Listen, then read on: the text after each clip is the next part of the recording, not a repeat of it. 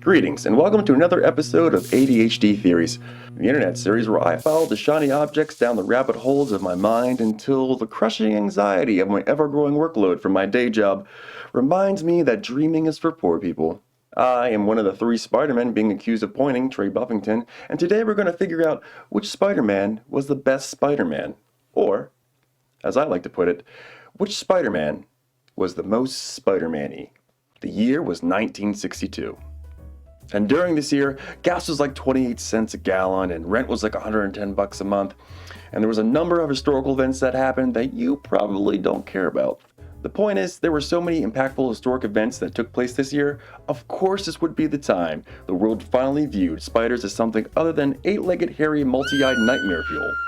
That's right, the Amazing Spider-Man was born, since the appearance of Spider-Man in Amazing Fantasy number 15, shown right there.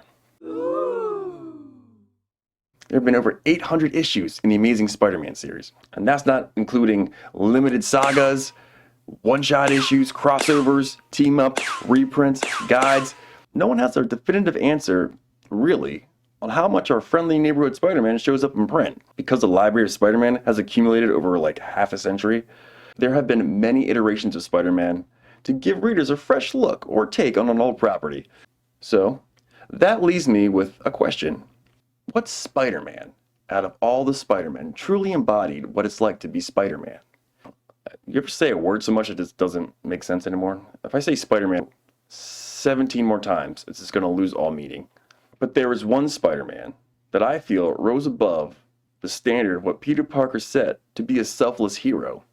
Selfless being the key adjective here. Perhaps there are smarter, stronger, more efficient heroes that took up the mantle of Spider-Man, but only one of them, through a final act of courage and heroism, cemented himself, in my opinion, the greatest Spider-Man of all.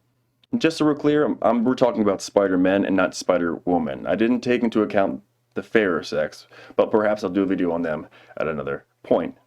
You know, I do videos when I want, about what I want, anytime I want. So, I familiarized myself with the heroic exploits of all the Spider-Men and measured it by gravity situation versus outcome. That narrowed it down to 5 candidates.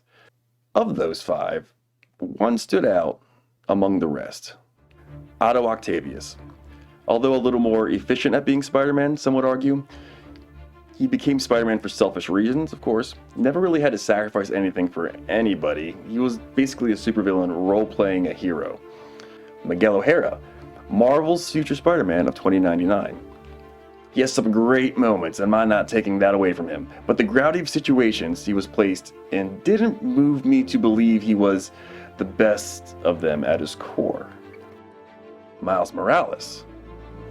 One of the newest Spider-Men, Miles adapted quickly to the role of Spider-Man. He's very good at it, but we have yet to see him truly put to the test for what it means to be a hero on Peter's level.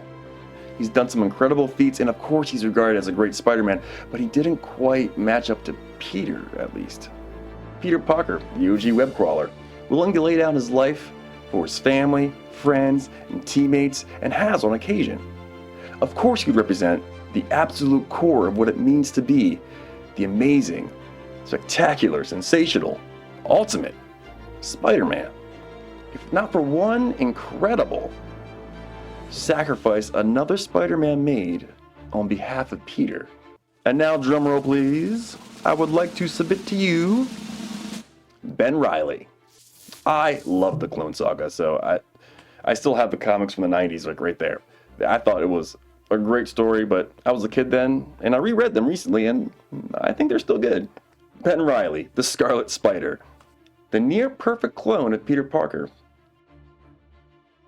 When Mary Jane becomes pregnant with Peter's child, Peter allows Ben to assume the role of Spider-Man, feeling that his new role as father means that he should retire from superheroics.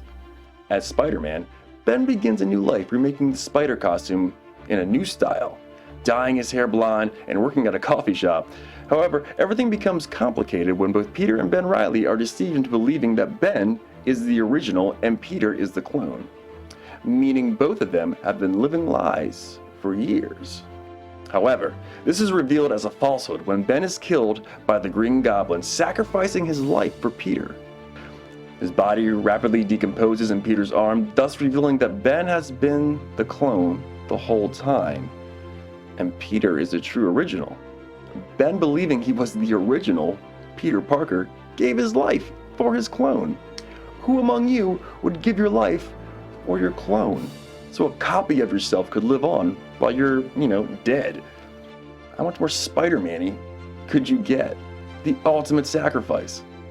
That's how selfless Ben Reilly, in my opinion, the best Spider-Man, was. If you like this video, please give a thumbs up. If you want to see more videos like this, please subscribe. It really helps out the channel. If you disagree or agree with me, comment below and we can hash it out in a civil Discord. But thanks for watching, and I'll see you in the next video. Later.